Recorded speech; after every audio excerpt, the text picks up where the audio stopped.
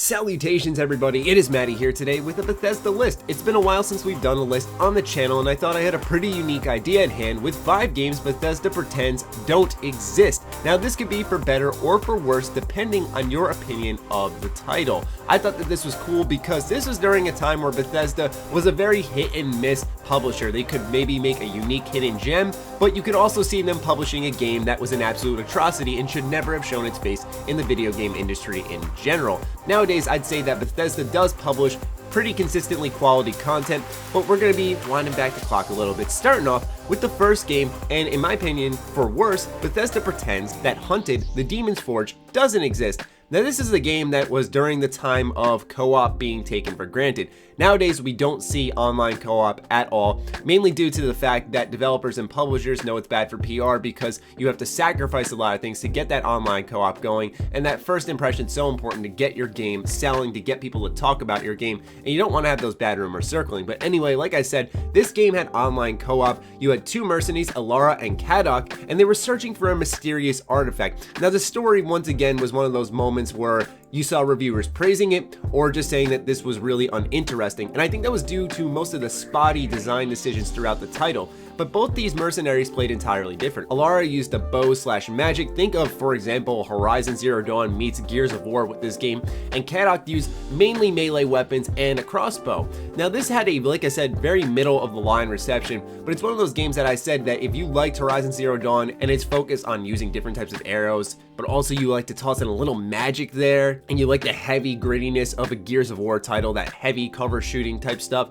you might actually like Hunted: The Demon's Forge, and I hope Bethesda maybe starts talking about that a little bit. Bethesda has also published a lot of tie-in properties in its past, such as, for example, Terminator. One of their games that I think a lot of people actually really liked and was surprisingly good for the IP it was under, which was Star Trek Legacy. This is a real-time tactics game, and it was actually well received compared to a lot of the other ones which have released after Star Trek Legacy, where they have just gone more and more and more downhill, and it feels like the video games themselves are a shell of their former selves. But Star Trek Legacy seems to be an exception to that case, as players control a fleet of various Federation ships, up to 4, through 3 different Star Trek eras in combat against various races, and the eras that are covered are the Star Trek Enterprise, the original series, and the Next Generation. Now, while I'm not a big Star Trek fan personally, I thought that it was cool how true to the universe this type of gameplay was. A lot of people are pretty big on the VR Star Trek game coming, but do keep in mind that Bethesda actually had their hands in a Star Trek game that was pretty well received. Like I said, this was during a time where they did not publish very good games, so to see something decent come out with their name stamped on it that they didn't develop solely was pretty miraculous. Up next is a game that, oh man, I really hope there is a sequel to at some point in time. Wet. You play as the badass Ruby Malone in a fast-paced third-person action-adventure title, and this game was so ahead of its time in general, especially the animations. For example, sliding on your knees and looking back at your enemies as you shoot both your guns. Think of Max Payne meeting Swords. You're slow-mo diving all over the place, lots of traversal, but you can actually get up close and personal and use your sword. This game also reminds me, although it's not that good of a title, of Deadpool, where you had that mixture of gunplay and swords, except I think this game was much more refined. On top of that, it's very arcade feely. It's got an awesome score tracking system that builds up as you combo together different moves and different types of attacks. Lots of wall running, climbing up, going to your enemies, chaining attacks. It's a really satisfying gameplay experience. Wet is fantastic, and I really hope at some point in time we get a sequel. If you have not played this game, it's available on the 360, PS3, and the PC. Please try it out, and I hope Bethesda starts talking about it more. We've seen them talking about Rage a little bit more, and I hope Wet starts to get that same treatment. Now we start heading down the dark path of Bethesda, where we look at Brink. This was a title that had people really excited because it posted an awesome premise of 2 factions, the Resistance and the Security, battling in a once utopian city called the Ark, which is a floating city above the waters of a flooded Earth. Like I said, that sounds awesome, right? I agree. And a unique art style, and they were promoting the fact that this was going to be a really big co-op game where you'd be able to customize your character between 4 classes, which are engineer, soldier, medic, operative, and you had 3 different body types, which are heavy, medium, and light, and they include their own pros and cons as well. And this game had a lot of parkour focus, so your body type was also really important, and you had to feed off different people's classes. Like I said, the premise here was fantastic, and some people actually praised this this game upon launch, but most of the time when you were looking at the reviews for this game, it was people saying that this could have been one of the best co-op shooters ever made if the extra time was taken. Now, people obviously cannot review the product off what they want to see,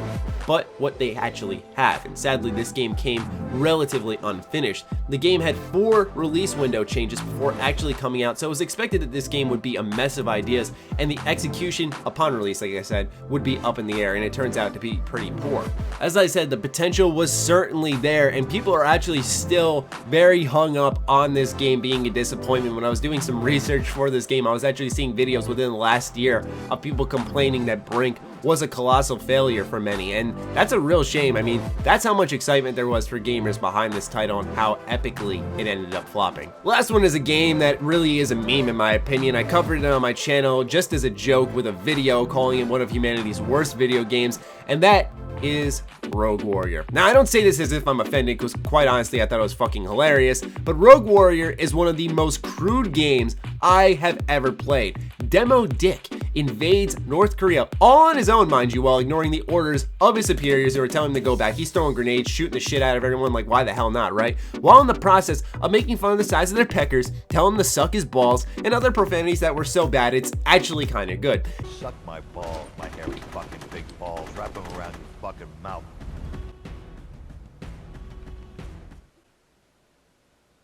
Never in my fucking life, in all 19 years I have gamed, have I heard a game that said suck my balls, my big fat fucking hairy balls, wrap them around your mouth and suck them. I have never fucking heard that in my life. Oh my.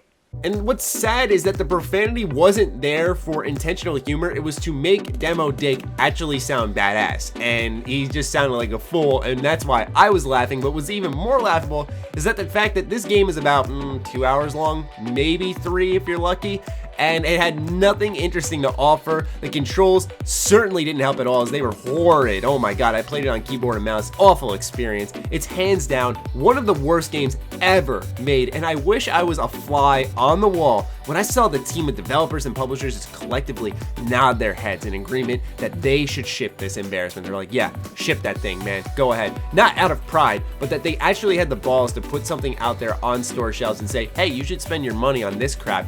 I couldn't believe it. This is one game that I don't think there's many questions about why Bethesda pretends it doesn't exist, but it's still one that I think a lot of people often forget about, even though it's one of the worst video games ever created. It's hilarious because it's a stark contrast to what Bethesda is known for now. While I think everyone has praised Bethesda Game Studios at one point or another, Bethesda's publishing department seems to be the strongest arm of their entire company, as you see games like Wolfenstein, The Evil Within, Dishonored, Prey coming out of their studios. It's like constant good content coming from them, where it's actually insane to see that Rogue Warrior was a game they also greenlit at one point in time. Obviously, they had to turn around as a company, but still, it's just fascinating to look at. Anyway, I hope you guys enjoyed this list. What are your thoughts on the games I mentioned? Are there any on this list that I should have mentioned? Let me know in the comments down below. Maybe we'll do a follow-up list like we've done in the past. I'll consider it. Other than that, follow me on Twitter, like me on Facebook. The links are in the description down below. Do consider supporting my Patreon. It helps fuel all the content we create here. Other than that, stay sexy, stay active. I love you all. Peace.